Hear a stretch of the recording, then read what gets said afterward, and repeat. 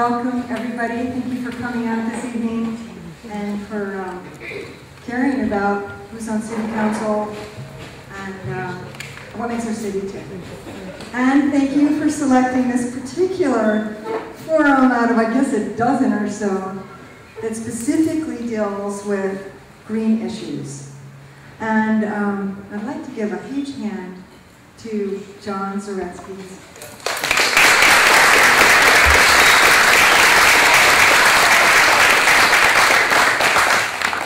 So there are really three reasons why VC Cool decided to call this forum.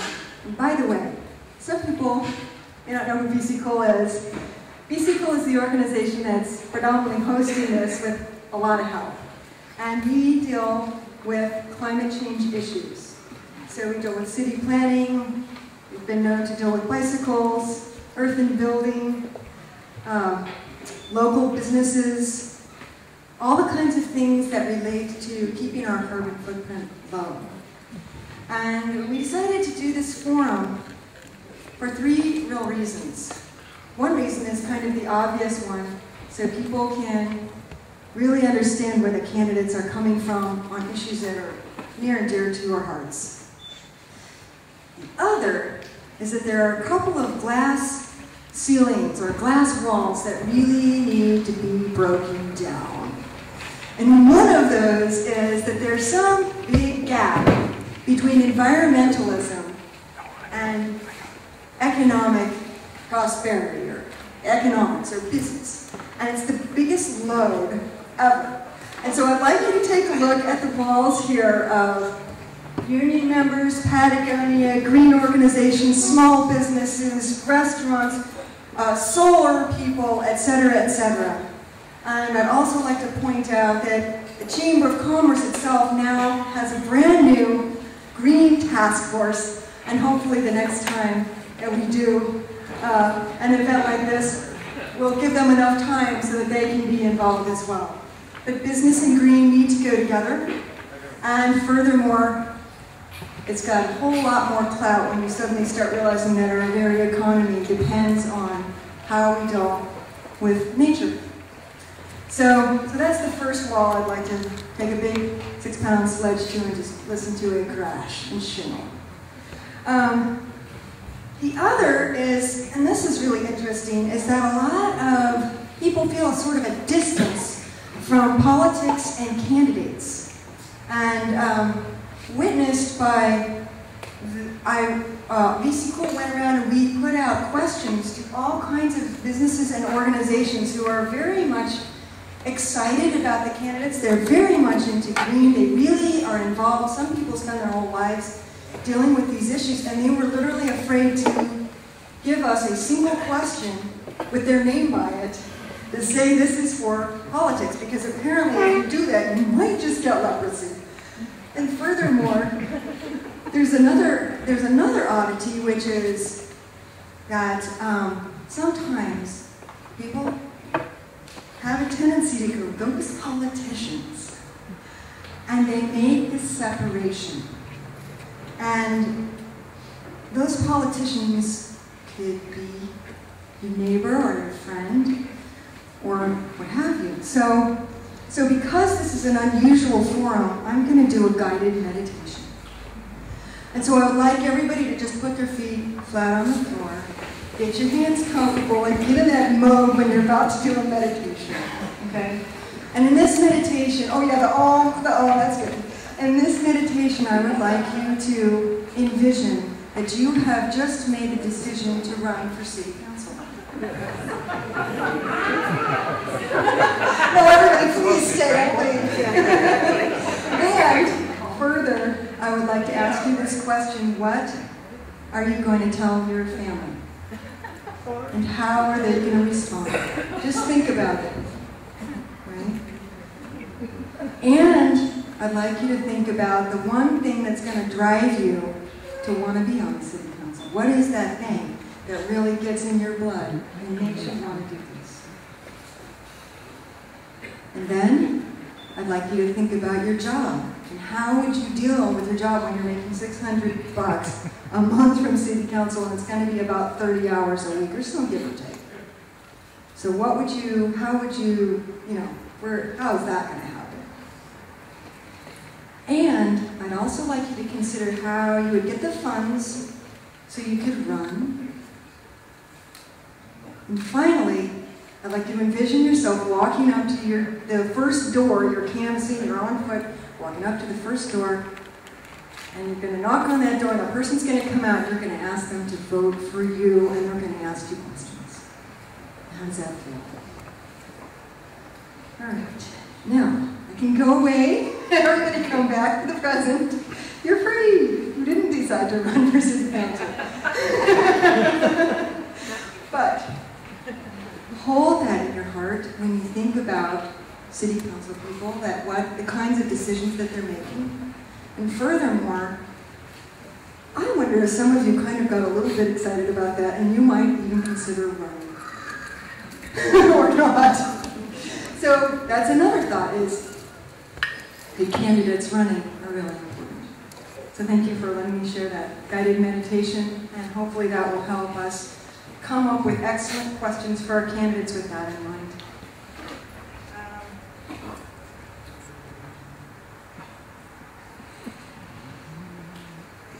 Okay, I know this is going to be funny, but I would just like to do a quick thank you to everybody that helped put this together, hang the banners, get the food, etc., the board. Oh, if you came up with questions, if you're from the union and you came with questions and so forth. So if you actually worked on this event, please stand. Nobody's like, oh, they're all in the back. I knew it! They're just sitting there. I'm going to give them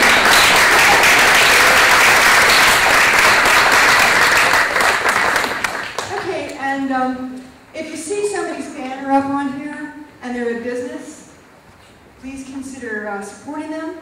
And a lot of them donated money for this. I'm just going to read off our 4 major sponsors and do a huge thank you. One is The Wave. Hence we live here. Actually, some people do. The other is Patagonia.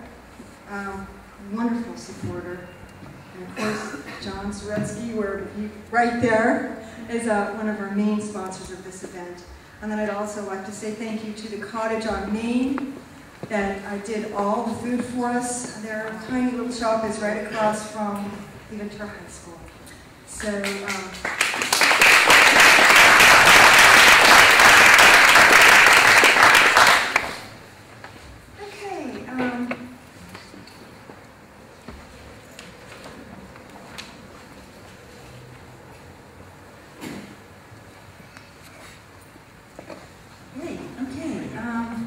So we're going to have a few speakers before we get to the candidates' questions to help inspire us, get us ready, including the candidates. Hopefully the beautiful music and pictures of nature did that as well.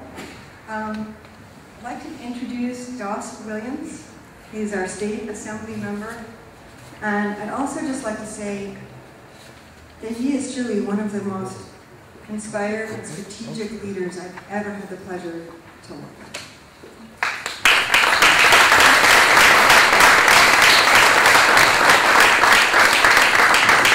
It's very sweet, Rachel. First of all, I want to tell you I'm very thrilled to be here. And I'm thrilled to be here because local government is extremely powerful in terms of its ability to either help or hurt our environment. I love being your assembly member, but I also served 7 years as a city council member up in Santa Barbara and worked here on local issues for about 10 years. And the impact that a local government can make is tremendous. And that's one of the things I just wanted to underscore here to sort of provide some shading or background to this discussion, which is that because cities are responsible for so much of the services that you deal with on a daily basis, they're a large consumer of energy, and they govern municipal waste. These are 2 of the areas that you can affect the environment and the quality of life of a community tremendously. The mission and goal of DC Pool is something that we all should be supportive of. You know, some people, the reduction of our carbon footprint is a very sort of, not something that they think about every morning when they wake up. But everything that we can do to reduce our carbon footprint, most of which has to do with things that are also save money, like using less energy. Or in the case of solid waste, one of the most powerful things that a local government can do is increase recycling and reduce the amount going into a landfill. Particularly if they expand this into green waste and food waste composting, this is one of the most powerful ways you can reduce your greenhouse gas emissions. The return from composting to between that and putting it in the ground is about a reduction of 84 times the level. That's significant, particularly when that's also less trash in the ground, which if you factor in the increased life of a landfill and the costs of closing a landfill, is a tremendous cost savings to you, the taxpayer. The biggest thing a city can do, though, to help is in their buildings. And so I encourage you to encourage your candidates to really feel empowered about what they can do as a council. Because I think that Ventura is leading the way, but we need even stronger leadership on environmental issues to have the community and to preserve the community that we all know and love. So with that, I want to go to our next speaker. I don't want to take too long from you, but I'm looking forward to hearing the candidates' answers and how they're going to lead us into a future that preserves our quality of life and preserves our environment. Thank you.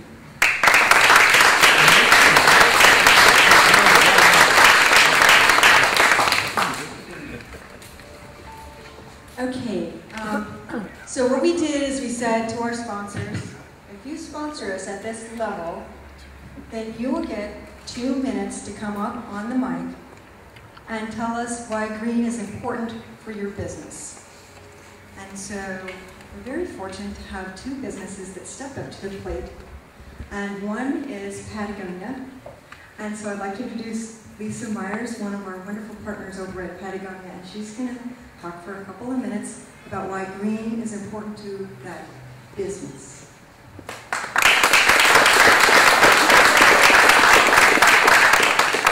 First of all, I want to thank Rachel and all of the organizers at BC Cool, the other sponsors up here, our city council candidates, and all of you for making it a priority to be here this evening and engage as a community around such important issues.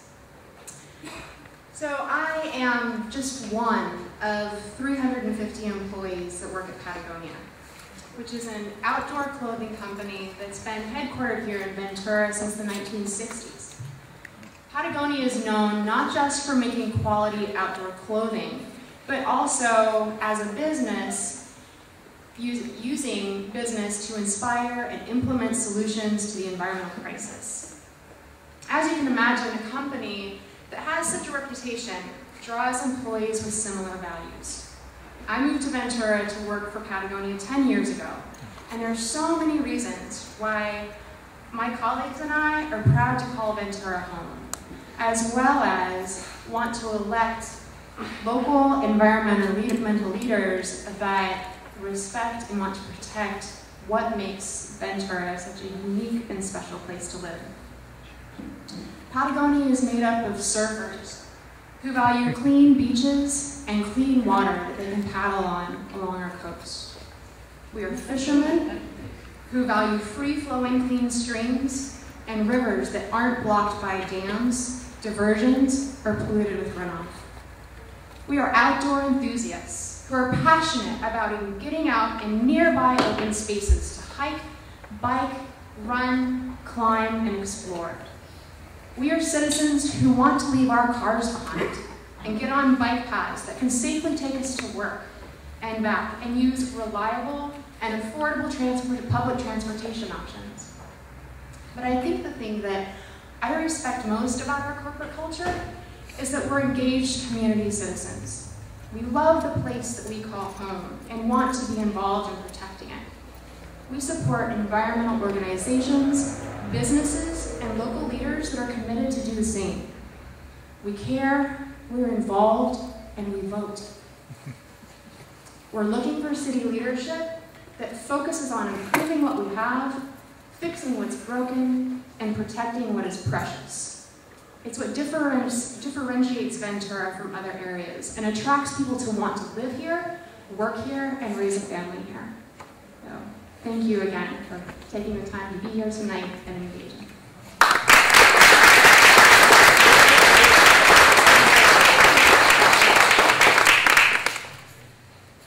And now we're going to have one more speaker before the giant drum roll and questions begin, and that's John Suretsky. And I don't know if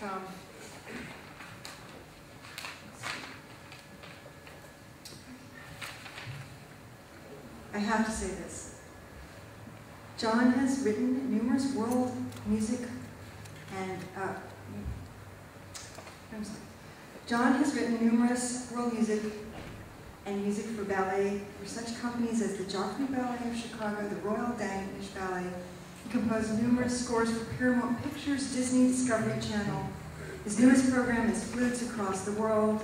It's a unique humanitarian cultural outreach music program. He has received the highest Medal of Honor from White Helmets, United Nations. And John would like to speak for a couple of minutes about why green is important to his business.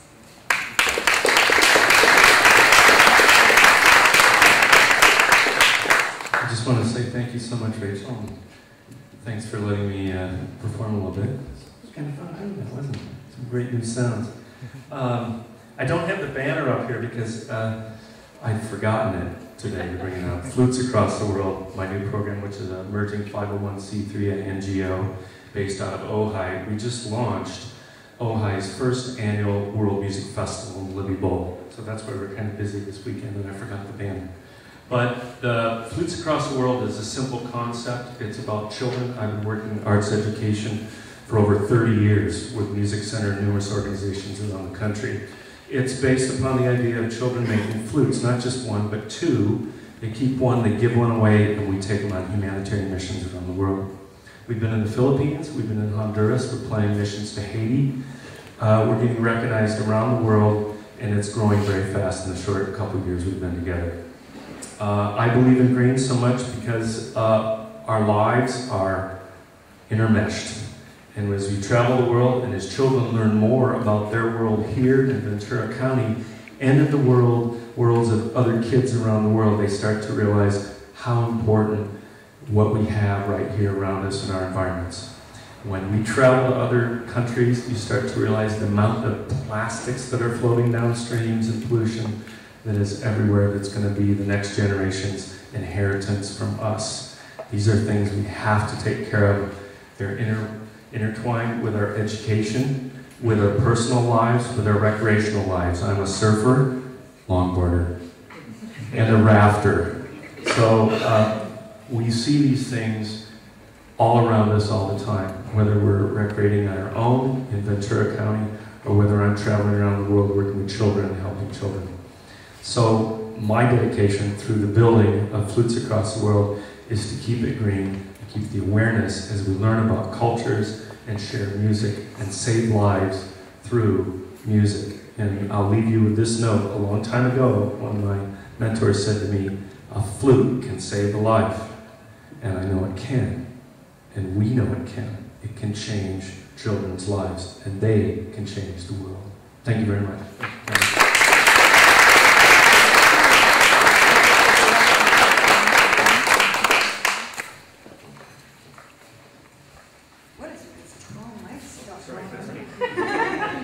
I don't know how to use your mic. Tired heels. Sweet. Oh, it's kind of like mine. Okay, thanks. So if you didn't notice, I'd like to say something very exciting, that this whole program is being televised by KADYTV out of Oxnard. And after this show is done, you'll be able to watch it on KADYTV several times or tell your friends. And furthermore, there'll be a link on vccool.org so you can go online on the internet and watch it. So let's get the word out, and it's such a pleasure to have KADYTV here.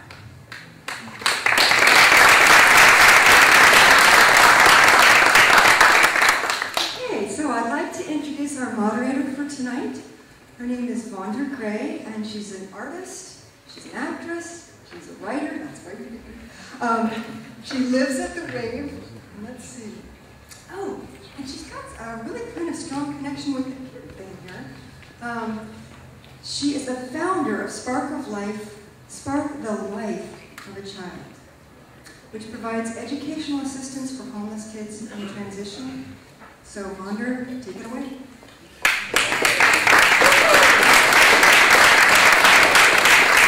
Thank you, Rachel, and welcome everybody. Our first piece of business, take out your cell phones and turn them off, please.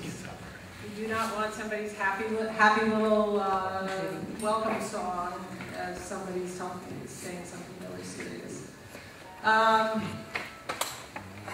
Okay, I know you're okay. Are you doing it? Everybody goes, Okay, I have some rules here to read. Note cards. Thank you. Yeah. Okay. You're just a shrimp. The first rule is that you guys have all got cards, so you can keep track of who said what. Questions on one side, the candidates' names, and what questions they answered. And you can write notes, because I'm old, I forget from 1 minute to the next, and so I'm assuming some of you do too. And then the second rule is, it's not really a rule, it's information. VC Cool has asked businesses and groups to submit questions. They received questions. It'd be really great if I could read my writing. I hate when I do that. Received 8 back. Yes. So we received questions back from 8 different groups and businesses. These are the questions that we sent out to the candidates. And they're the questions that are on the front here. 3 is the candidates were able to see the questions ahead of time so they could prepare, except for Melody, who didn't get it ahead of time. So cut her some slack. 4 is we will also be taking question cards, which I don't have. Does anybody have a question card? You guys all have cards to write questions on. From the audience tonight, 1 question per candidate. Please pass any question cards to the ends of your rows for Diane to collect. Diane is there. Stand up so everybody can see you. And we'll pass. Diane, do we want to pass them in or out? And are we going to call for them after maybe we've heard the candidates just a little bit, or do we? I think.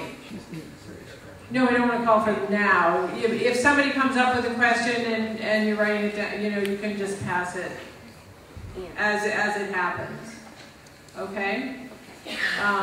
Because we want to sort through the questions for pick out the ones that we're going to ask. 5, the candidates will have 2 minutes per question. A yellow card for 1 minute.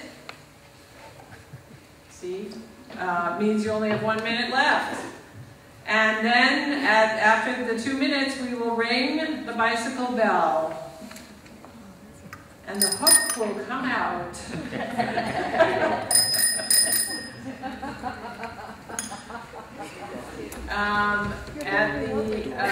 At the end, we're going to have a 1 minute wrap up at the end. After the candidates have gone through all their questions. Yes.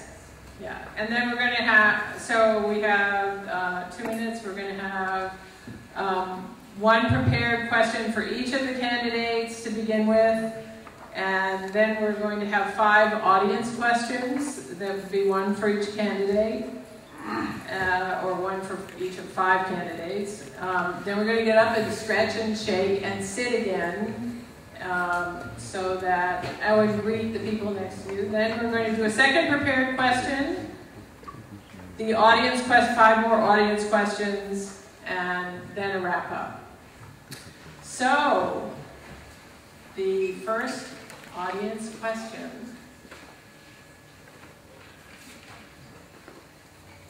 And there was only Martin Armstrong. This is for Martin Armstrong because he was the one who signed up for this one. And the question comes from VC Cool. In 2007, the Ventura City Council adopted the Green Initiative. The 2007 Green Initiative does not yet contain a citywide climate action plan, which would include both greenhouse gas emission reduction and climate change adaptation measures. Would you pursue the development of a citywide climate action plan? If so, what would it entail? First of all, I'd like to introduce myself. I'm Martin Armstrong. I'm a landscape architect, and I've been in the city of Ventura for 13 years. I look at this question and I actually see green written all over it. And I definitely would be in support of actually promoting the climate action plan. And whether or not that's actually a local plan or regional plan, I think it would actually have to start at the top, at the state level. There'd actually have to be some initiatives that came maybe from grassroots levels, starting within our city, and we can actually generate some interest. There's a lot of interest out there as it is right now. But I think we need to actually look at what the state mandates actually are going to be requiring developers to actually adhere to when they're looking at the reduction of greenhouse gases. Obviously, as we're looking at it, at greenhouse gases, we can just basically assume this is specific to transportation. And it's really not. There's actually a lot of things involved when we're looking at greenhouse gases.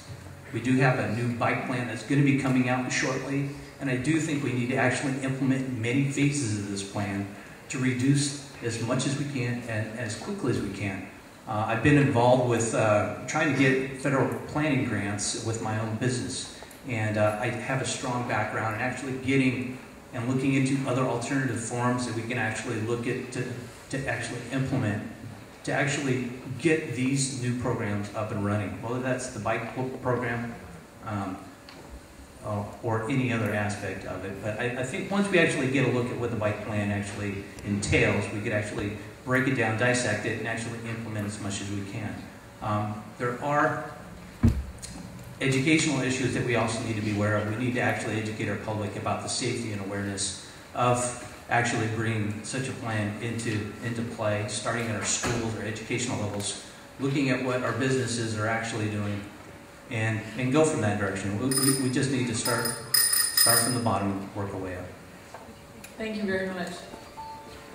The second question is Sarah.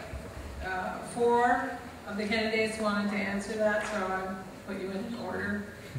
So Brian Renter will be the first one. And the question comes from the Laborers Union, Local 585, and Gold Coast Solar.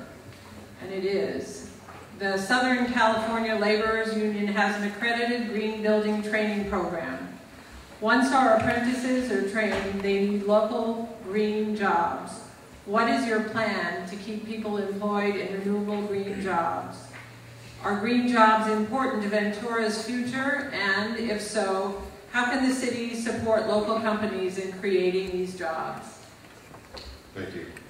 I'm Brian Renter. I'm not really sure that you'd say that I have green credentials. I know for certain that I've never done an act at City Hall that would be a detriment to the environment. For instance, this building is LEED certified.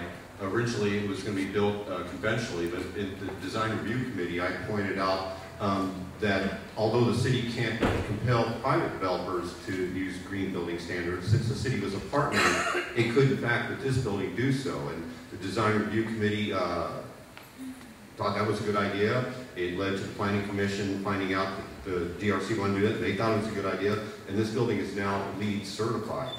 as far as green businesses, a few years ago, we got a $400,000 grant from the federal government to do a brownfield study out on the avenue. And when the money ran out, it just kind of died away. But the concept is that you have a point industry, and its trash becomes the initial input for the next industry, and that industry's trash becomes the input for the next industry. And the idea is to limit the amount of footprint from humans in the environment by taking the things that we ordinarily discard and using them to produce productive things. Back to the construction thing, the green training is very, very important because we do need to get the private sector to see that sustainable building methods, green building methods, are something that are not only necessary to preserve the environment, but it's also a good selling point, and it can be profitable, and it also adds sustainability to the construction industry. There are other ways that we can do this. There are a lot of industries that are emerging, although we can't capture solar because the Chinese have come on so strong. There's a lot of emerging industries, and we do need to bring science to the city to start capturing this world market. We have no leadership there at City Hall. I am a trained scientist. I do believe that science, working with the environment as well, is the way of the future to compete in the world marketplace and take advantage of our strengths. And thank you. Thank you very much. Cheryl Heitman, would you like to answer as well? Would you like me to read the question again? You don't really have to. Okay. Unless you want to do it. No, that's okay. Okay. First, I want to thank John for that musical performance. I'm the executive director of the Ventura Music Festival, so I really appreciate what you're doing for kids, especially, and we should talk. But to answer the question, I think that the city of Ventura should be the leading example of being a green employer. It's important that we do have the training, and it's important that we do have jobs. There is a new green committee with working from the chamber. I'm a chamber board member, Ventura Chamber of Commerce board member, and we do have a new green business committee. I see the chair here tonight. And I think we are going to be taking the lead in helping local businesses discover ways that they can become more green. And a lot of times this is just about education. People don't know sometimes, and it's something that I think we could do in partnership with the city to help businesses retain jobs and provide for new jobs and working in the green arena. I would also look at existing older buildings. We have a lot of those, as you all know, in Ventura. So rather than looking at developers and what they can do with new building, I would look at incentivizing some of our owners of our older buildings to provide tax credits, whatever we could, to help them to, when they're retrofitting their business or doing whatever they need to their building, to make it more green.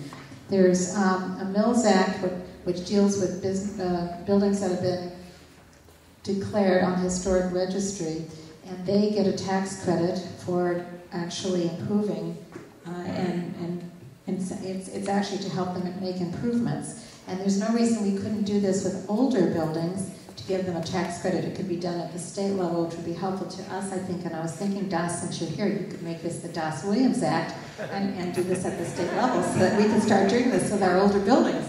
So I think that's another way that we would be able to continue to provide the jobs in the community and really do a service to the community in terms of making our buildings energy efficient and the kind of buildings that are going to help us be a more green community. Thank you. So now I'm going to skip around so we can make sure everybody gets a question. This is going to be question 6, and it will be for Bill Knox first. Ventura, regretfully, has not been known within the development or business community to want to encourage future development done within a reasonable, controlled growth context. Do you think that incentives to developers in which they would be encouraged to build more sustainable projects, i.e. projects that were above the standard of the current Cal Green building codes, and in return be given incentives, i.e. potentially reduced fees, fast-track processing, density bonuses, etc., would be a good idea? And this question came from C4 Green Building Council. Well, thank you, and thank you everybody for coming out tonight. My name is Bill Knox. I've been in Ventura for about 21 years. It's my pleasure to run for City Council and try to make Ventura a more prosperous community. Yeah, I think that the development code in the City of Ventura needs a lot of reworking. And incentivizing business on every level is the way to go. For too long, the City of Ventura has had a kind of a hammer approach rather than a carrot. And I think it's time that we do start incentivizing businesses to build in the city of Ventura within the character and the confines of a redefined development code that allows us to retain the character of the city that we so desperately desire, but also give some surety to developers and planners so that they know if they follow the regulations and the rules that we have on the books, that their project will move forward in a timely manner and not bog them down with years of planning and review and changes all along the way. So I do think it's important that we assist some of these businesses in coming into the city of Ventura, and they will create jobs for us as well. Incentivizing for LEED certification, obviously, on a city level is not a bad idea, but it needs to be, again, a carrot approach rather than say the stick approach. So giving preferential inspection and permitting times to businesses that may want to open up in the brownfields that we've mentioned before. Those that can expedite some processing for LEED certification, going up the level from gold, silver, gold, and bronze, platinum on the way up, to get us more sustainable development. It's not a bad idea, but it needs to be handled at the local level. It needs to be handled in a carrot format where we incentivize business rather than punish them, and encourage new development within the city that does retain our character. Thank you. Melody Baker? Would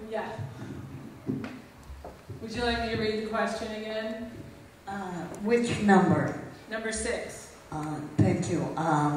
Yeah, please. Okay. Yes, please. Ventura regretfully has not been known within the development or business community to want to encourage future development done within a reasonable controlled growth context.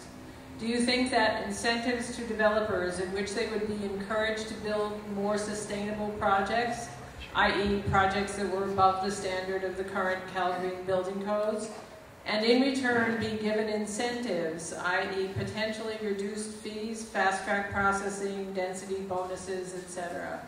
Do you think that would be a good idea? Actually, first of all, I'd like to thank Patagonia, because Patagonia helps a lot of homeless, and they've actually accepted 2 birds I rescued. People don't realize they have a bird rescue program. Yes, I do believe that we should do that.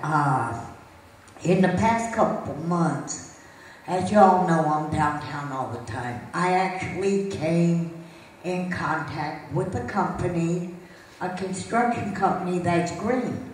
They're called Z Dwelling. They're the ones that did the pods out at Riverhaven.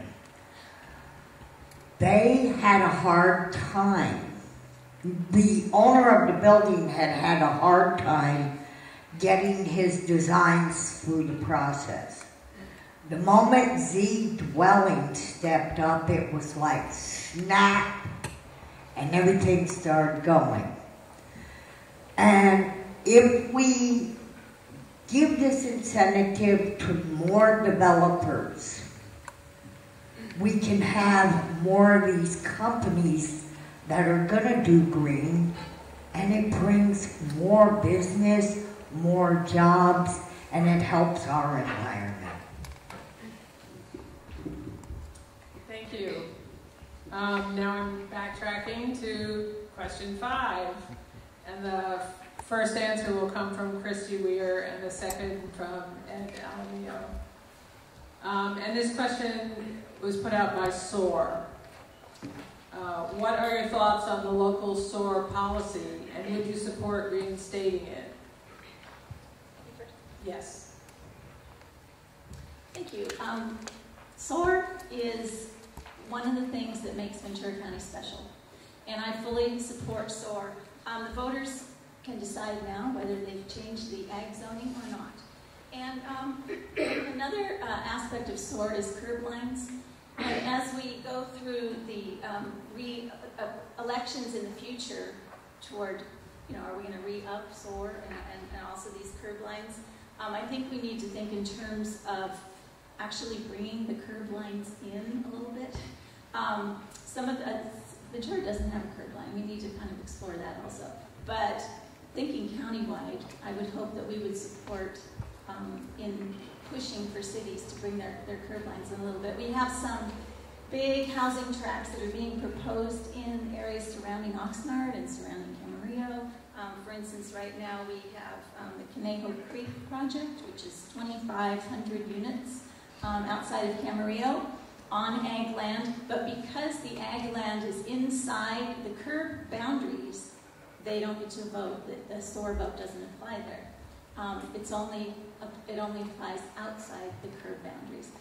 Therefore, where the housing developments are spreading way too far out beyond where they should. And so I'm looking forward to making sure in the future that actually gets looked at. And then for the city of Ventura, I think we actually need a curb line on the east side of Ventura. We are spreading toward the east into ag land. In fact, one of our projects that the city council just approved, it's kind of ironic. In the newspaper the other day, the Star reported about me taking a donation from a developer, and the developer was the one that proposed and got approved for parklands. And I was the one that voted against that project. And the reason is it's 500 units of housing right on the rural edge of our city, and it doesn't have the characteristics of green space, of environmental compatibility, and it's right on ag land and it has to be annexed, so I would be against that. But I'm all for SOAR. Thank you. Thank you. And Ed at Alameda, would you like me to read the question again? No. Okay. First of all, I'd like to thank you very much for everybody showing up here. My name is Ed Alameda. This is kind of a loaded question for me because I was a past agriculture inspector, pointing officer. I regulated the ag industry. So it's, like I said, I have a vested interest in SOARs. I used to. Now work with the County Environmental Health Department. Yeah, I would support SOARs. One of the reasons why we came to Ventura is because we wanted to get away from the hustle and bustle of LA. We love the open space. We like our bike routes. This is something we all hold dear to us. And as a past ag inspector, these are the things that we also need to be tolerant of our ag community too. When we do have our fields next to homes, they do have a right to farm, and sometimes, they do use fertilizer, and sometimes the wind machines go on late at night, and we need to have a symbiotic relationship with them. I do support SOARs, but we also have to look at the farmers' rights also. And like I said, this is one of the reasons why people here in Ventura move to Ventura, because it's a little bit slower pace. We like the fresh air, the beach. It's something it's really dear to our hearts. And so, yes, I do support SOARs. Thank you.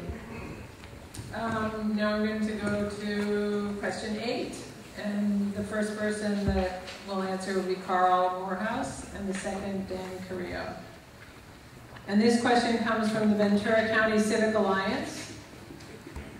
How would you keep the balance between the environment, the economy, and social equity in Ventura? Well, first of all, again, thank KC Cool and all of you for attending, and I don't need to dwell, I think, on who I am.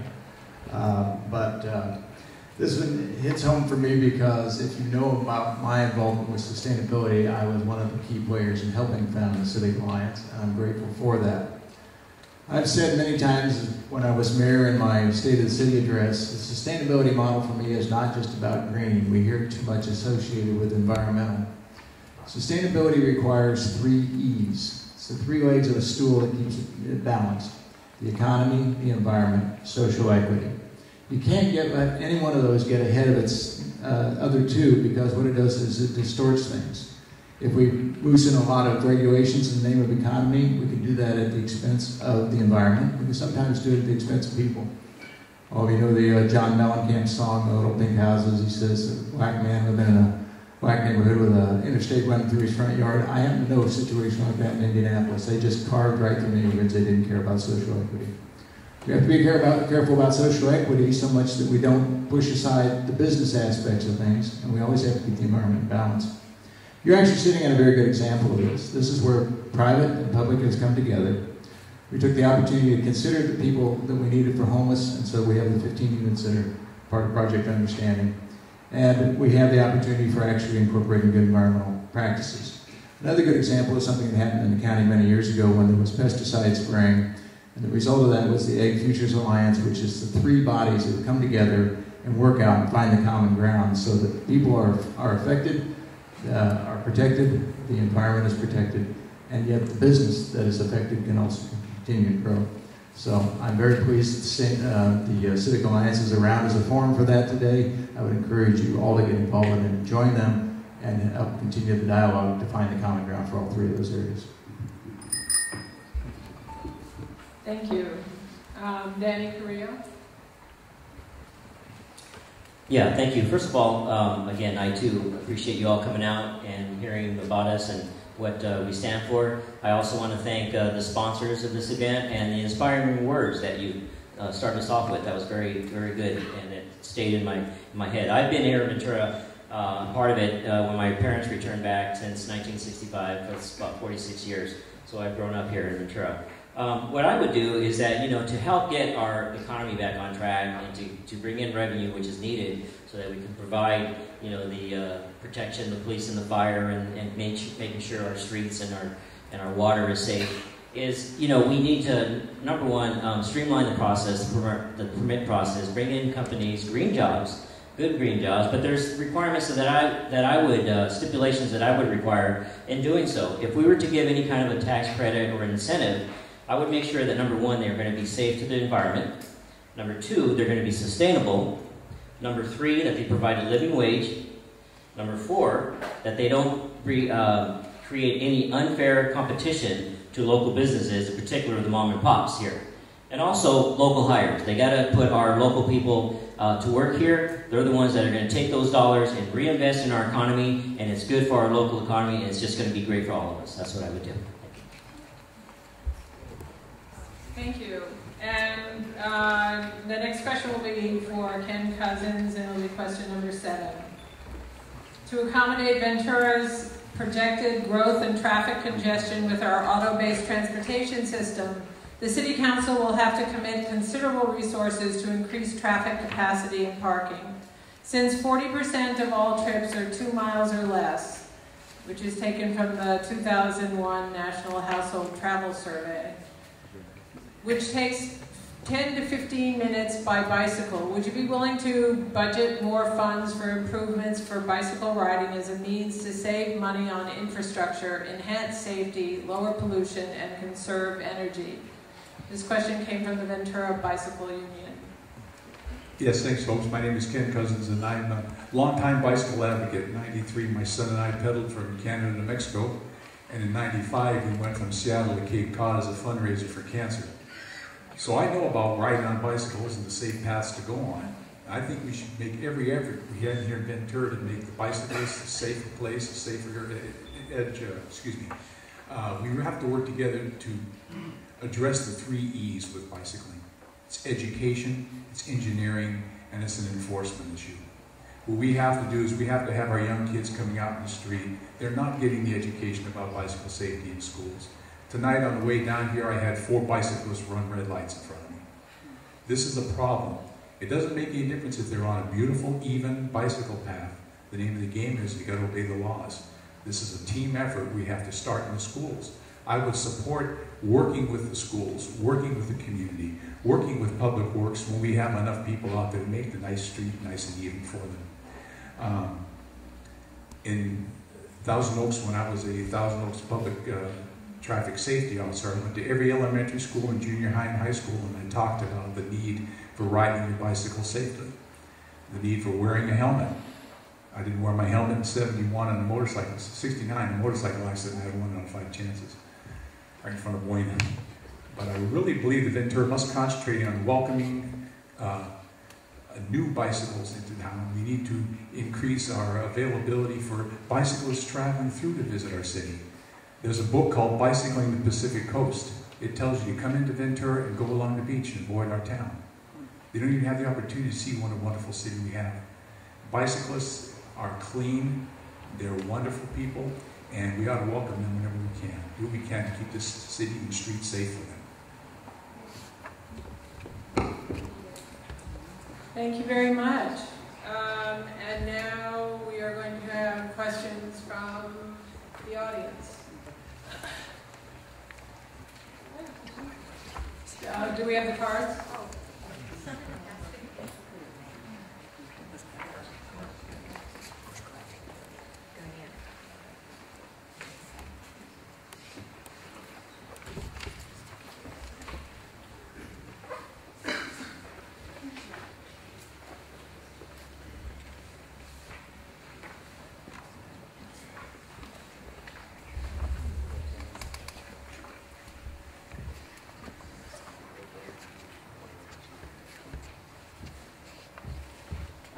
The first one is, and this is, are we gonna,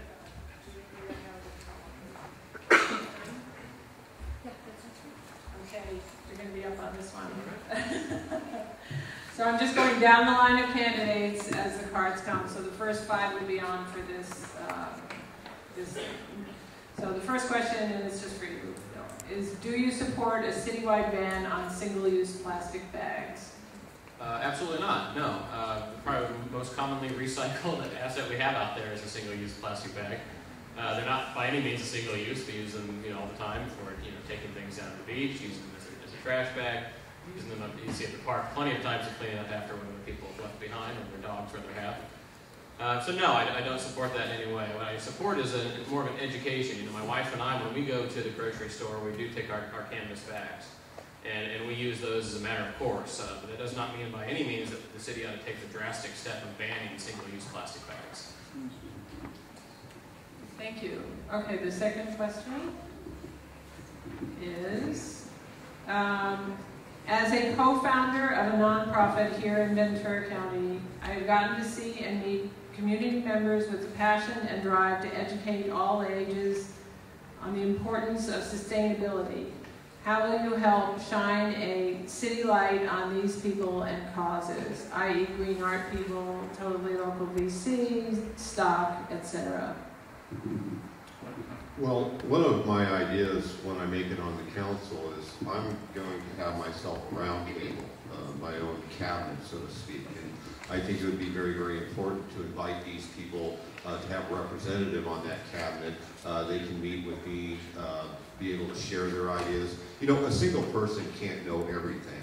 But if you allow those people that know to let you know what they know, then you can know and you can find the answers through them. There's a saying, gold is where you find it. You can't dig where it isn't. You have to go to where the gold is. And these people, they're gold. You need to go to where they are. Gold is where you find it. Thank you. Thank you. The next question is, renewable green jobs can be an overused term, losing true meaning. What criteria do you see as important for jobs that are really renewable green? Well, first of all, I'm proud of what the council has done and while I've been on it in terms of developing incubators. We've gone after high-tech jobs because that's a part of our sector that's still missing. And the fact that many of those are smokeless industries, particularly related to software. We had 2 companies we've started here in our incubator behind City Hall, the tall building that we acquired. One is the Trade Desk, and the other is Connexity. They are in the ad sector of high-tech. And one started off with 2, it's now grown up to 17, and the other started off with 5, and it's grown up to about 17 as well. And in fact, one of them is expanded now, so it actually has offices in, I believe it's Boulder and New York and Chicago. It's pretty interesting because now we're the home base or something like that. So those are actually kind of green jobs that we actually can benefit from because they bring in the higher wages. And those people actually enjoy our culture. Many of them are oriented towards a surf community, and they like being near a big city, i.e. LA if they have to go, but they also like the amenities of being downtown here and being able to get to many of the services and eateries and such that we have. The rest of it is trying to figure out a way within the manufacturing area, and Mr. Rencher alluded to it earlier, something we've been talking about for some time on the council. I'll give credit where credit's due, and that's Mr. Brennan, who's talked about trying to find ways that we can extract the waste and use that in a circular manner into the other facilities that are now using manufacturing. We've been looking at areas up on the avenue. We're going to pull that back in a little bit in terms of our land use ambitions. But that's another opportunity. And finally, it's not considered a green job specifically, but the film industry and media is another place to go. We've been talking very great lengths to the Brookings Institute and trying to find ways to bring in the filming industry. That's another clean, smokeless industry. that's technically green. Thank you.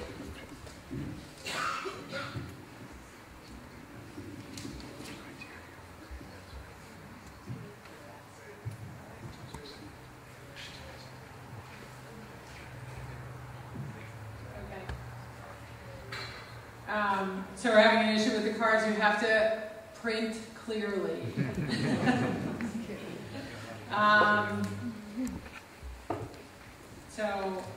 This question, when we're wondering how green it is, but it is an issue here, is what do you think the city should do about the sand dunes encroaching on the Pierpont homeowners? Perfect question for me. I live in Pierpont, so thank you. Well, I think the city should take responsibility for the sand that is encroaching on the homeowners. It really is a serious problem. But I think in working with the city and the homeowners, there can be ways to mediate and make this happen. But definitely, the city does have some responsibility on this. The whole sand issue is an interesting issue because if you go down there, you see what happens. The sand, because it is not only does it encroach on the homeowners, but it comes down the stairs that go down into the lanes, and so it really impacts the access from people getting up to the beach. Even at Seaward, where it's flat, it still impacts it because you can definitely never get a wheelchair there because the sand is so thick. So I think that definitely this is an issue that needs a partnership with the Pierpont Council, with the Pierpont Community, the merchants there, and the city to really deal with and have a sand management plan that will work not just for this immediate problem, but an ongoing plan that will continue to work so that we can all access and use these beaches, these precious resources, but use them safely. So I'm all in favor of us, the city, working together with the homeowners to develop a plan. Thank you. So this one, I'm going out of order because this one is specifically for Ken. On the firing line, would you be willing to legitimize bike riding on Thompson Boulevard sidewalks in the downtown business district? You must be 4 years old or younger or disabled, and the California Street Bridge also. You know, if you look at certain portions of various streets that have an increased amount of traffic going down the road, or there may be parking allowed on both sides, it can have a negative effect on the bicycle safety of the bicyclists on the roadway. At the same time, too, there are certain cities that do allow bicycling on sidewalks in specific areas such as that. I would favor the idea of it, but they also have to understand that with this bicycling comes a rule. If you're on the sidewalk, no matter which side of the road, are you supposed to ride with the flow of traffic?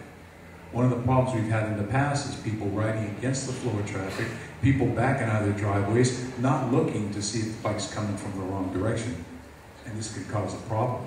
I think this is something the Ventura police officers would be extremely valuable in having their opinions on this, but I'm just looking at it from the old days in the various cities that I worked in. It can be done, but it has to be a specific kind of effort where the residents along Thompson were aware of it, they were aware of what the new law was regarding it, and it would have to be monitored, and the education through the bicyclists themselves have to be obvious. Thank you very much. So now, if you would, because we're at the halfway mark, everybody stand up. We're just going to have a little stretch, because otherwise 2 hours in a seat is not good for you. Hands up. What we don't want to do is have a second question for each candidate. Knox will answer first, and Melody Baker will answer second. The question is from the Laborers Union Local 585 and Gold Coast Solar.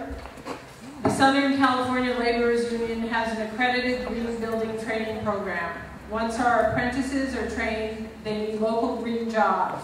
What is your plan to keep people employed in renewable green jobs? Are green jobs important to Ventura's future? And if so, how can the city support local companies in creating these jobs?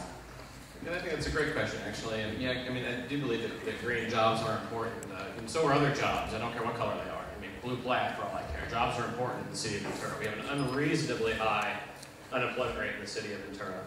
What we need to be doing is working to attract businesses. And we can do things like adding to the tech incubator. Let's open that up to more small businesses in the city, not be so narrow and focused on a tech situation.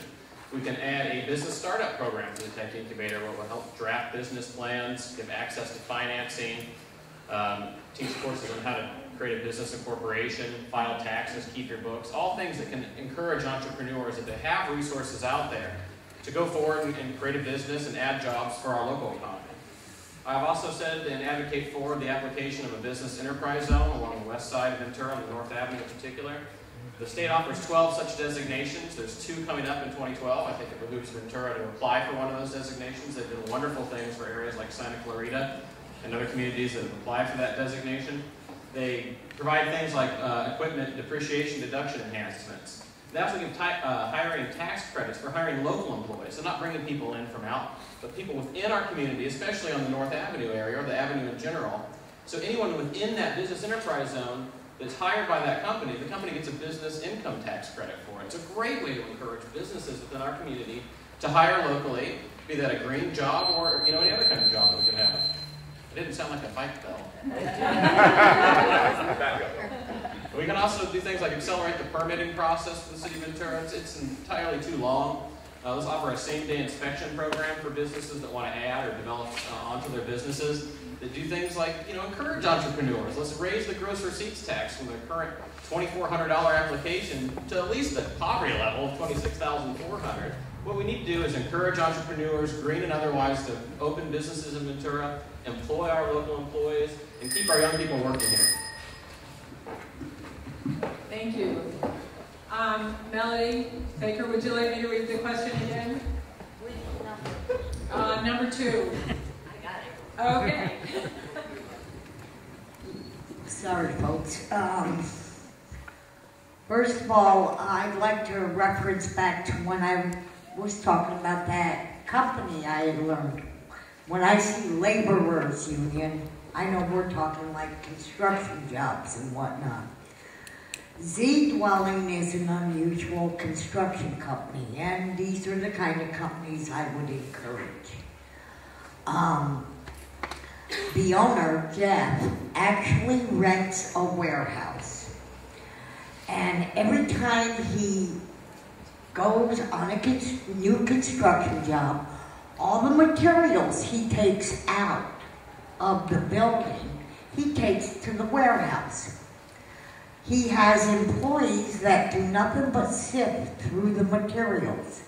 Anything that can be reused, he uses on another site. All the rest, he takes to recycle plants. These are the kind of companies I would encourage to help give these trainees a job. And yes, I would encourage fast tracking, quicker permits, same-day inspections, even bonuses, and tax credits. Giving them the tax credit after they prove that they're being green. Thank you. Thank you. And now I'm going down to question 7. And I'll start with Danny Carrillo, and then Martin Armstrong will be answering. And this is from the Ventura Bicycle Union. To accommodate Ventura's projected growth and traffic congestion with our auto-based transportation system, the City Council will have to commit considerable resources to increase traffic capacity and parking. Since 40% of all trips are 2 miles or less, which takes 10 to 15 minutes by bicycle, would you be willing to budget more funds for improvements for bicycle riding as a means to save money on infrastructure, enhance safety, lower pollution, and conserve energy? And my answer is yes. However, there's other ways that we can try to find the revenue to do these exact things. We can look at maybe RDA redevelopment funds. We can look at getting some grants. We can look at maybe it being part of capital improvement projects.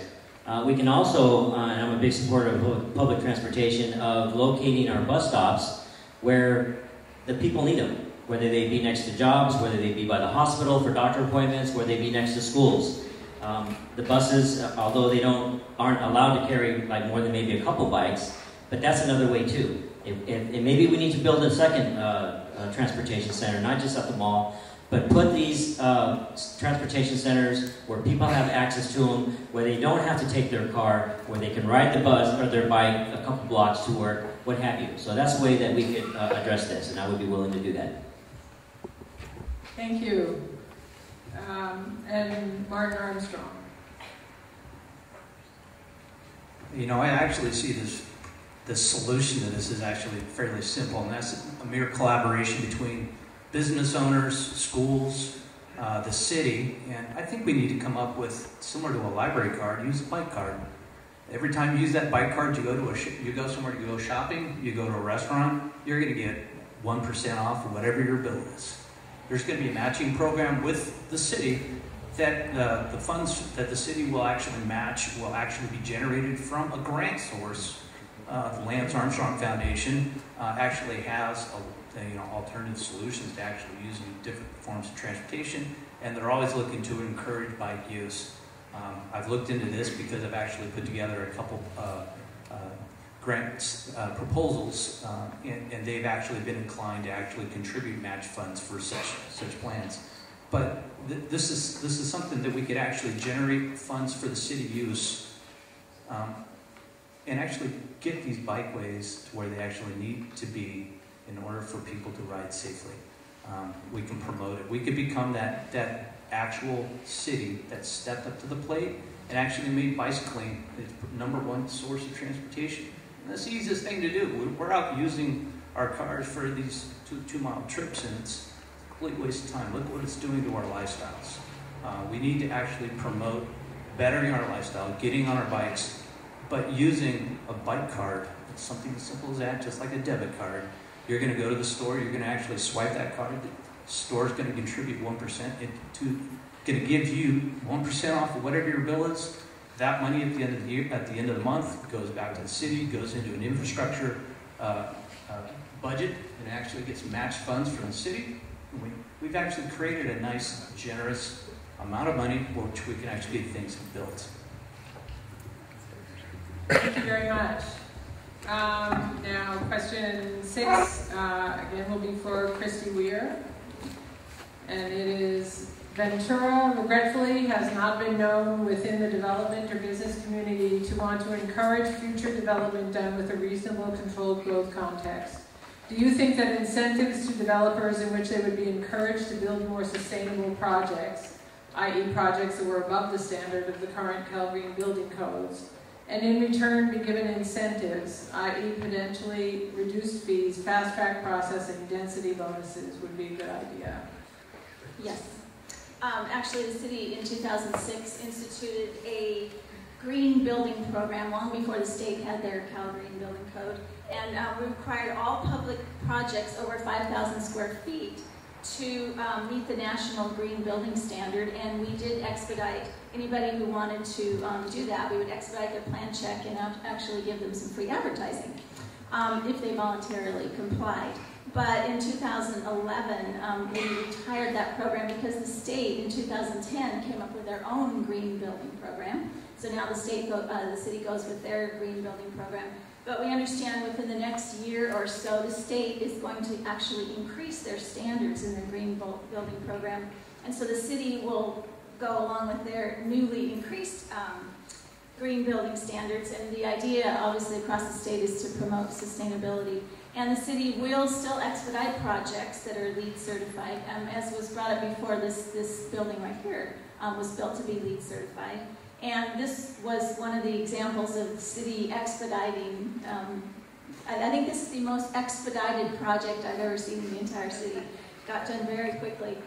But I do believe that green building goes way beyond just the individual standards for an individual house. We need to look at making sure our neighborhoods are planned in terms of green design.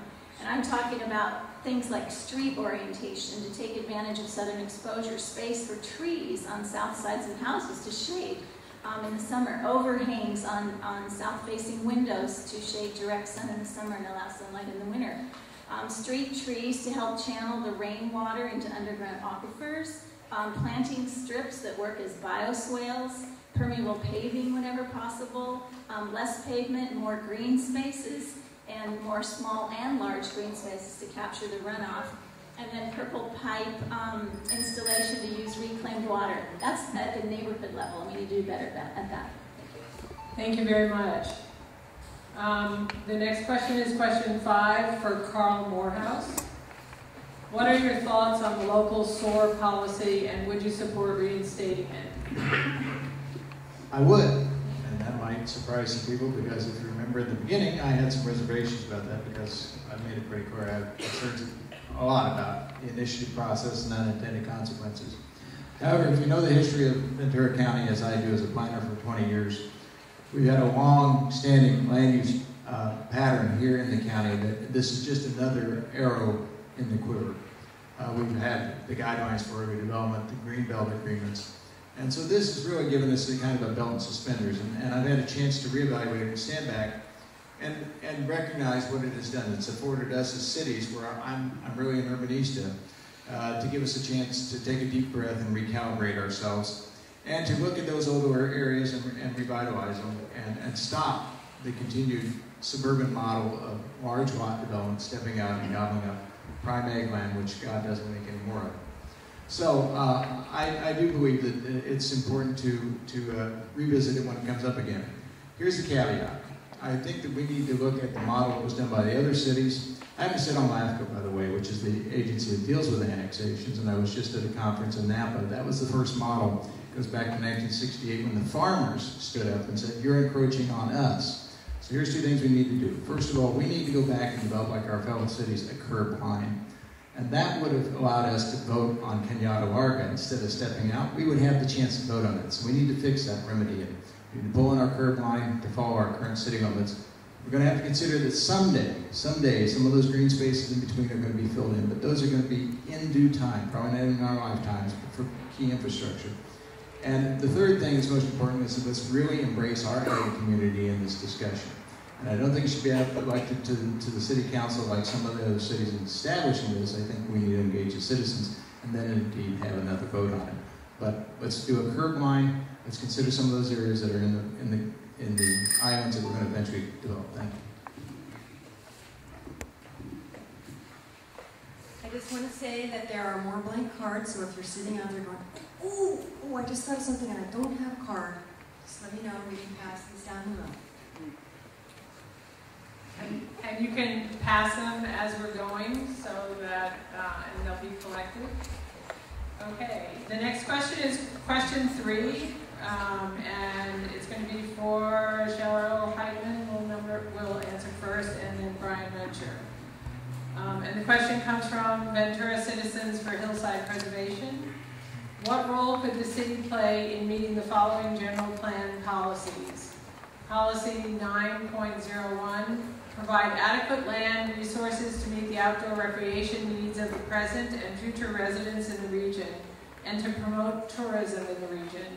And policy 9.02, increase accessibility to open space lands for outdoor recreation. Well, I think one of the reasons we all live here is our natural resources, which are so extensive it's sometimes hard to believe that we have what we have here. So preserving that is really a high priority for me. I sit on the Visitors and Convention Bureau Board, and so tourism is something that I also feel passionate about and feel like we need to really increase here in Ventura. It's also an economic generator for us. But to do that, we must continue to preserve what we have and expand it. So hiking trails are very, very important. We need to partner with the Hillsides Conservancy and other groups who want to expand that and help us be able to use more of the hillsides. The Ventura River Parkway project would be an incredible project and draw people here, not only for our own citizens to be able to experience the river in a different way, but also for tourists. And I think that the city should get behind that and really support that. Certainly, we need to form partnerships with the state and the county in terms of our state beach. It's not just our state beach, but our beach, so that we can, perhaps as a city, have more control over the state beach part of it and maximize it. It's not happening with the way it is now, and with 3 entities governing the beach, it's difficult. So we need to form better partnerships and find out ways that we can really maximize that. Certainly, surfing and the water quality is a very important part of our beach scene of our city, and we need to continue to work on that. And I think the city does play a strong role in making sure that the water is what it should be, so that we can all enjoy it and go forward with it. So I think there's no question that the tourism and for our local residents, bypass, I forgot, also an important part to develop more of those. But this really is something that we should all be behind, because it's not only for us, for our children, for the future, but it's also to bring more economic resources into our city. Thank you very much. Ryan?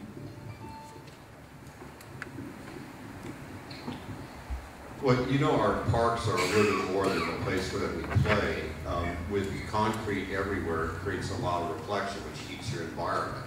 So having the concrete broken up with green spaces keeps your temperature down. It's a good environmental practice as well. Anybody that's watched me for the last 20 years at council meetings knows that parks is a particular interest of mine. My efforts in the late 90s were piggybacked on by former council member Mayor Jim Friedman bringing the sports park. I leveraged that to the Phil neighborhood park bill, the Montalvo Hill neighborhood park bill. I took on Edison behind Kmart, got a bicycle path, and that was leveraged into the Montalvo Hill park to make it from 1.6 to 6 acres of park.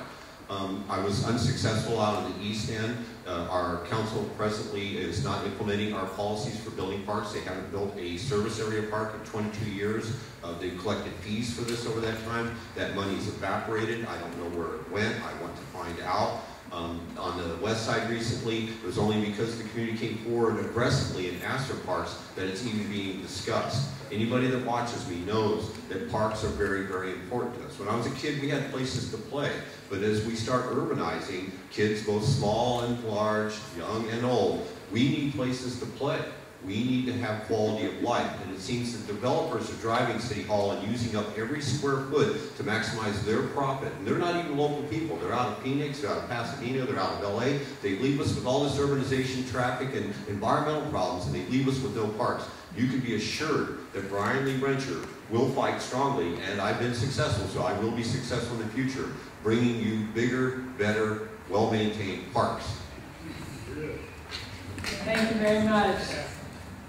And the last question is question 8, and it will be answered by Ed Alamillo first and Ken Cousins second.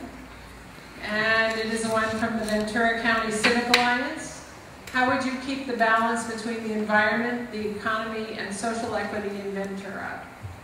Well, you know, some of the candidates have said certain answers one way. I kind of see this question a little bit different than everybody else. When it comes to the environment, I look at smart growth, what kind of companies are going to come into Ventura. Are they going to be quality companies? And what are they going to, what is their footprints going to be left behind? Also, when it comes to the economy, we need to really look at 3-star companies that have good pay, that have quality health care, and also have a pension. And I like to say that's Patagonia, Trader Joe's, and UPS. These are the type of companies that support the middle class, that don't burden the middle class, and overall provide the American dream for the middle class of owning a home, going on vacations. Lastly, social equality or equity. Housing, that's a great issue. I think we need to look at redevelopment money. We need to maybe even provide that for seniors. Some seniors are being attacked at their senior parks, and they need a place to live also. But I also need to look at the west side, the park. They do not have a formidable park like off of Kimball, and they too need that. They are lacking that, and they've been lacking that for years, if not decades. We also need to look at the high cost of tuition at our junior college. student loans are depleting. And in order for us to move forward as a community, we need to make sure that our young are educated and that we do have quality jobs for them when they graduate. Thank you.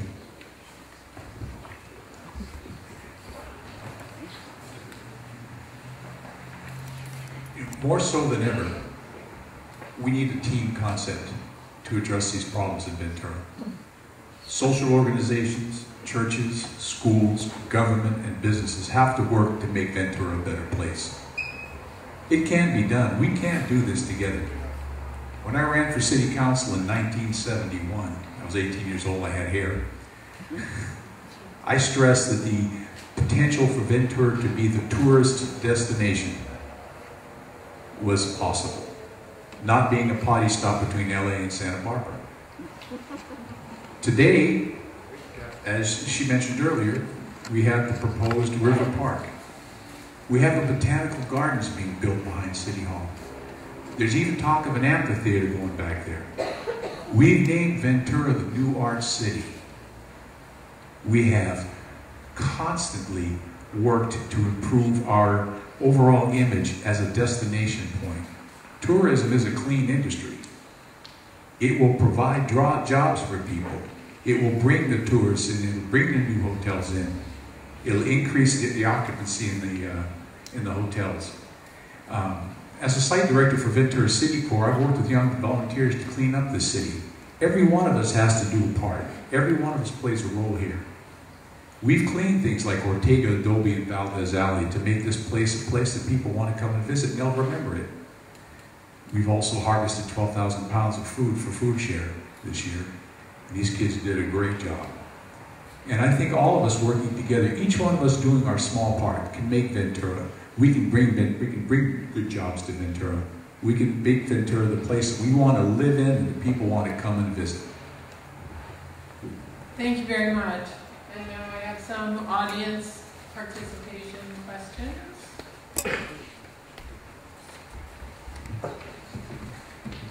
This is not a question. I'm just supposed to read it. Oh, just a comment, not a question. Please, candidates, don't assume everyone knows such terms as curb lines, brownfield, RDA. We can better infer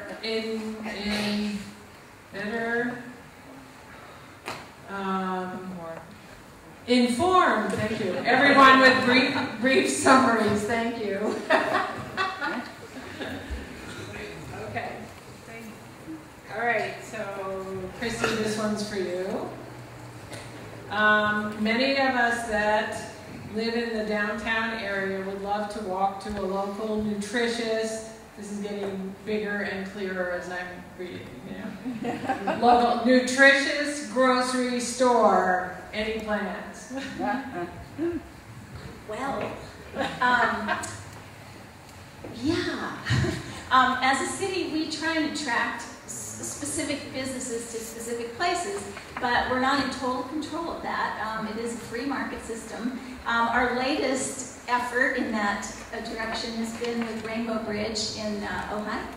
We actually tried to get a Trader Joe downtown, but they didn't see the demographics that they needed, so they went to the north end of the mall, which is it's a good spot for them there.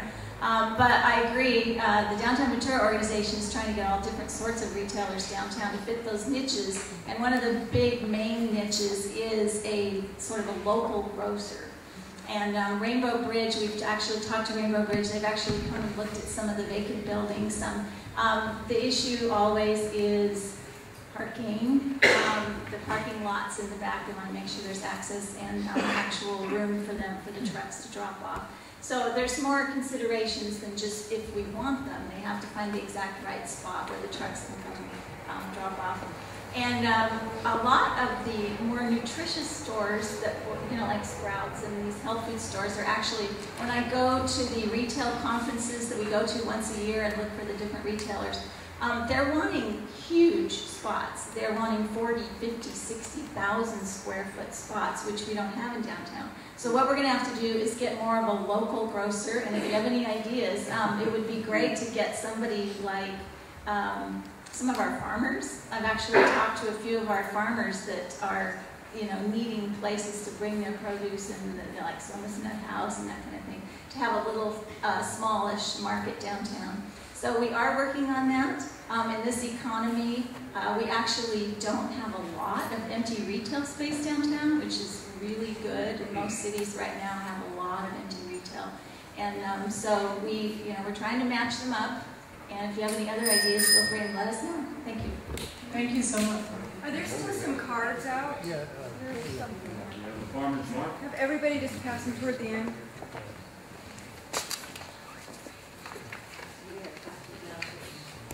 My arms are just not quite that much. You never read mine yet. I maybe couldn't, it's possible we couldn't read it. Okay. How do you feel about legalizing backyard egg-laying hens?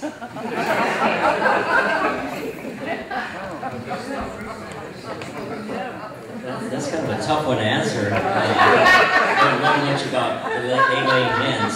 I mean, if it could be done, I would support it, but we have to be cognizant and recognize our neighbors, and do they create a smell, are they, well, they wouldn't be cackling so early in the morning, but, it's something to look at. And again, part of my platform is to engage the community, the residents. What is it you want? What is it that you maybe asked for and you haven't received yet? And so if this is an idea that the residents can support, then I would be open to it. And so, again, without knowing much about that trade, I can't really answer, firmly, but I'm open to it, just like anything else. Thank you. So this is, again, a comment, not a question. I appreciate that Carl Morehouse brought his own usable container for water tonight.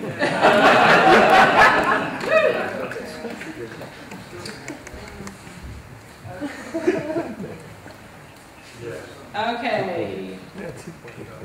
Another local firm had a chemical leak causing sickness around the elementary school. What can the city do to rein in harm to our citizens by firms straddling jurisdictions, national, county, etc.? Oh, I'm sorry, I missed the first part. The hander didn't give it to me. It's her fault. I live in North Avenue at about the city limit. The revived oil industry causes pollution. We've already had one storage leak from an old tank from an absent Texas company. It caused severe respiratory and other symptoms. And then we go to another local firm had a chemical leak causing sickness around the elementary school. What can the city do to rein in harm to our citizens by firms straddling jurisdictions? Well, this is kind of another loaded question since I did work at the Ag Commissioner's Office and I'm presently working for the Environmental Health Department. There's a local ordinance and county ordinance. One of the things the ag industry did was, when it comes to methyl bromide and other toxic chemicals, there's a special need form, and they have to follow these guidelines. What they also do sometimes, if citizens are really concerned, you can call up your local ag commissioner's office or environmental health, and they will send an inspector out there to monitor that.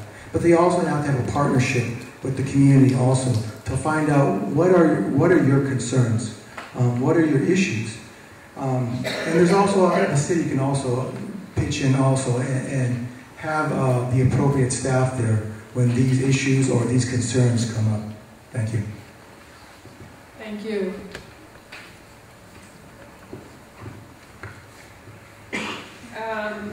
Okay. I'm going to do my best with this one. Pierpont Dunes.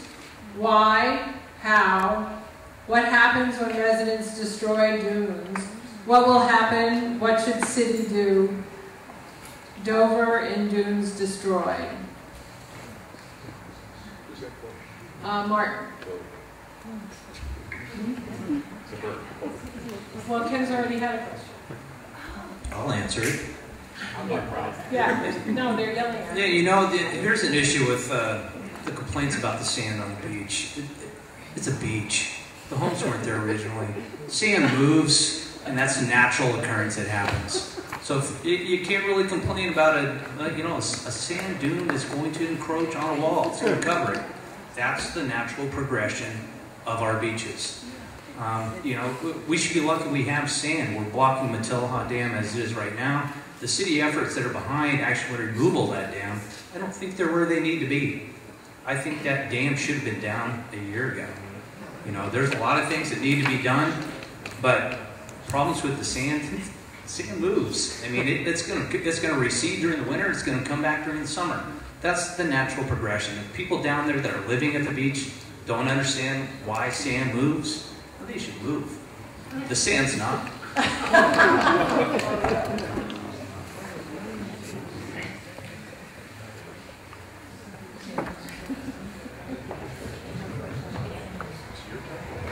And this one is an interesting one for you, Melody.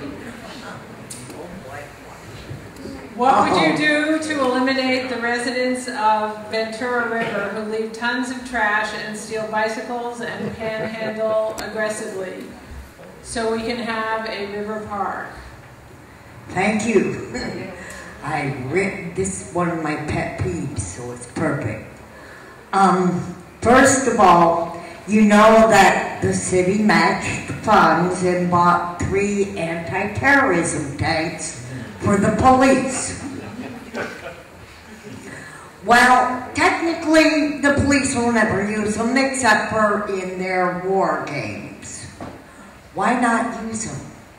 Let's go down there, joint effort of police, sheriff's department, and everything, put everybody on notice. You're out, or we will doze it. You got 72 hours. The reason I say this is the majority of them down there are wanted criminals. They only live down there because they're terrorizing people. And I know I was down there. And while I was down there, I feared for my life. There's stabbings every week. You don't read about them all. There's shootings every week. You don't read about them all. You don't read about all the hot shotting. That's drug overdoses. Okay? You don't read about all that. Because the papers don't report them all. There's hangings once a week. No, other people. So it's time to clean them out. Put them on notice. It's no longer tolerated. Tell them we'll provide programs to help you get better. Bring in businesses that will agree to go into a partnership to help them or hit the road. Thank you. And now we have a 1-minute wrap-up for each candidate. I'm going to start with Bill. And we'll just go down the table. Thank you so much, everybody. I know for me, I so appreciate you guys coming out.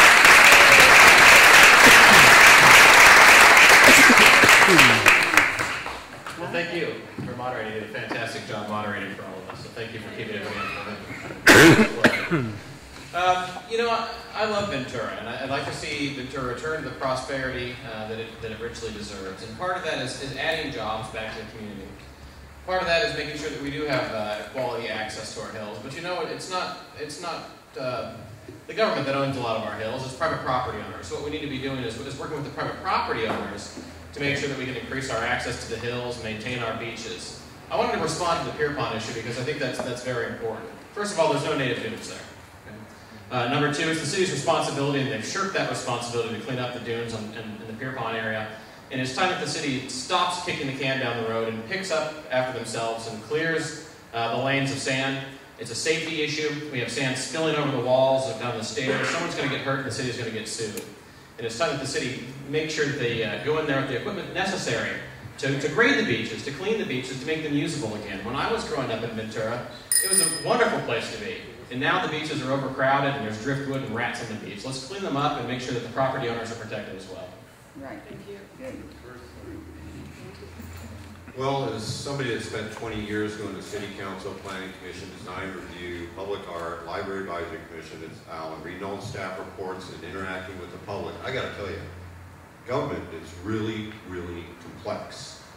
You wouldn't go to a scuba diver to get heart surgery.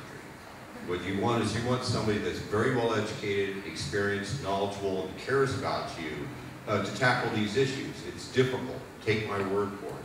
I have that. I've got 20 years of experience. I have an MBA, a couple of bachelors, a couple of associates. I'm really bright. I've shown that I can get things done, that I care. I think that you all should all do yourselves a favor and put me on the council and see what I can really do for you. Thank you. Well, first of all, I want to thank VC Cool for sponsoring this in this wonderful environmental building. And I actually remember when I was around in the very early formation days of the VC Cool, so you have really grown, and I'm proud of you. I am running primarily on the reason, as I said earlier, I'm an urbanista, and I think it was interesting that Das pointed out there are 482 cities. That's where most Californians dwell, and I've sat on statewide bodies and fighting to protect cities because we keep being mandated with laws that keep stealing our money. But most importantly, it's to be part of those cities as those laws are formulated so that we don't get shafted in the end. I've been happy to be a part of this community for a long time, all the way from the visioning and going through and then putting that into our general plan. But most of all, I'm proud of where we've been moving forward as a city council with our environmental actions and setting the stage for our citizens. This is an important part, for you to participate, because in the end, it's up to each of us as citizens and not the government to help create a better world. Thank you. Well, I'm running for city council because I love this city, and I also want to make sure that we preserve it for our children and our grandchildren. It's a very precious resource that we have here. It's a very unique city, and it's up to each and every one of us to do our part. I think that forming better relationships and more partnerships with our neighborhoods is crucial, because really the city is about our neighborhoods. And so listening to each of you, knowing what's important to you and knowing how we can all work together is really important to me, and something that I'm making a commitment to. We have to learn how to do things differently. We have to provide for our quality of life with diminishing resources. And the way to do that is to form partnerships with public-private, with each of you, with our neighborhoods, nonprofits, so that we can make that happen, because we know we can't count on the state any longer. We have to really step up and do it ourselves as much as we can. And that includes our resources, the precious resources that we have, and I'm committed to protecting those. I do support SOAR. I didn't get a chance to say that before because I didn't talk about that question, but I'm a strong supporter of the environment. And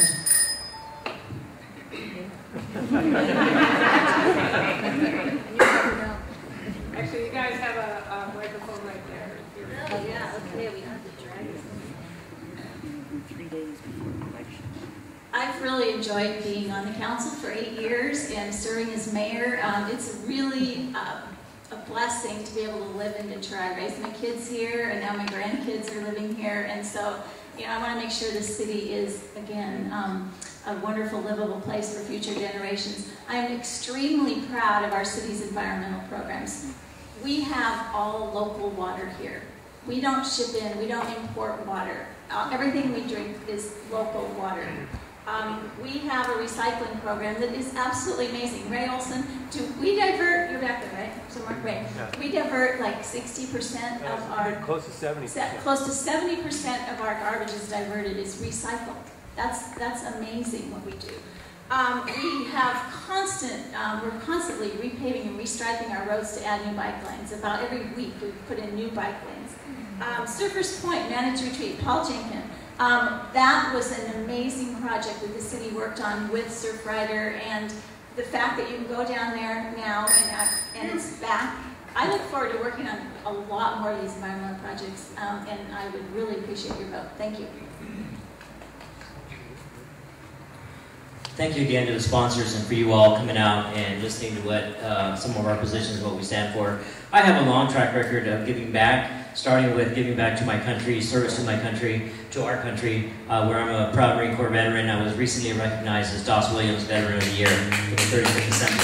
Thank you. I've also been involved in the Big Brothers and Big Sister programs, where I've also coached youth sports and Empire. I've also served on 2 nonprofits, Cause, Coastal Alliance United for Sustainable Economy and Community Action of Ventura County, which if you haven't visited yet, we have a green center. 3401 West 5th Street, where we're educating the public, where we're allowing the public to come in and share ideas and educate about green. And the services we provide at CABC is weatherization, battery efficiency on utilities and so forth. So, you know, because of my Marine Corps service, I want to be able to bring my leadership skills and work with you all and be part of a great team to keep this city great. I have Ventura roots and Ventura values. Thank you.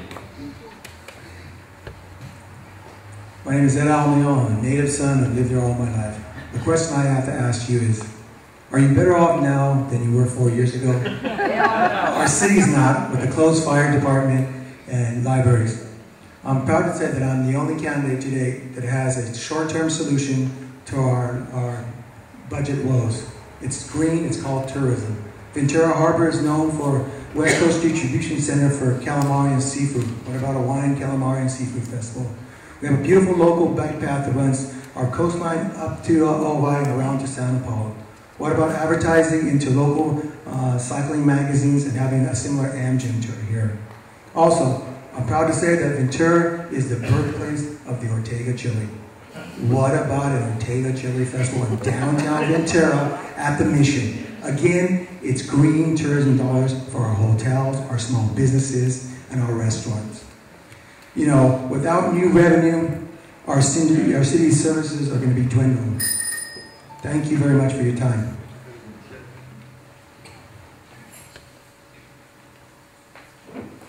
Folks, I'm a 53-year resident of Ventura. I have a 32-year career in law enforcement. I've had the ability to work in almost every city in the county. And my wife and I own a small business downtown, a secret place salon and day spa. I've raised my family here, I was raised here, and now I have the opportunity to raise my grandkids, and it's a wonderful feeling. Ventura is my home. It always has been. I'm actively involved with the community, and I'll be the closest thing to a full-time city council person that you've ever had. I'm retired now. I'm actively involved with the community through the Downtown Alliance, the Blue Knights. I'm a liaison for the Kingdom Center, and I'm a consultant for the Financial Abuse Specialist team that deals with senior citizen financial abuse. City Council for me has been my destination. It's been my goal. That's where I want to stop. That's where I want to give 4 years of service to you. I'm ready to work. I'd appreciate your vote.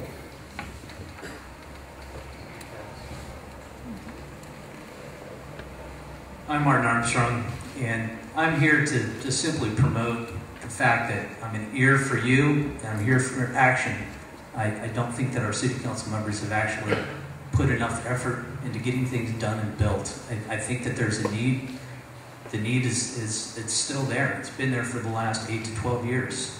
We need to actually continue to grow, become that center where people are actually looking at Ventura as that destination that actually took sustainability and that green and accessible open space as their #1 priority, and they actually made it part of their daily lives. And once again, I'm Martin Armstrong. I'm a voice for you and a voice for change. Thank you.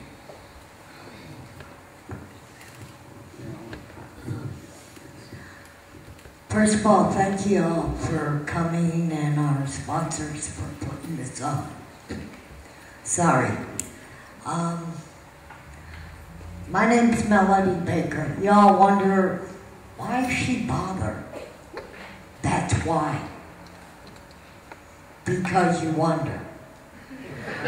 What people don't realize is when you ask the question, why she bother? That means I'm doing something. And that's what our city council hasn't been doing. Doing something. 2 years ago when I ran, I promised if I got elected, I would clean up the parks. I didn't get elected, but guess what? Go to Mini Park on Main Street during the day. Look at it. 2 years ago, it was flooded with junkies and drunks, fights, sex going on in the open. That's what I can do.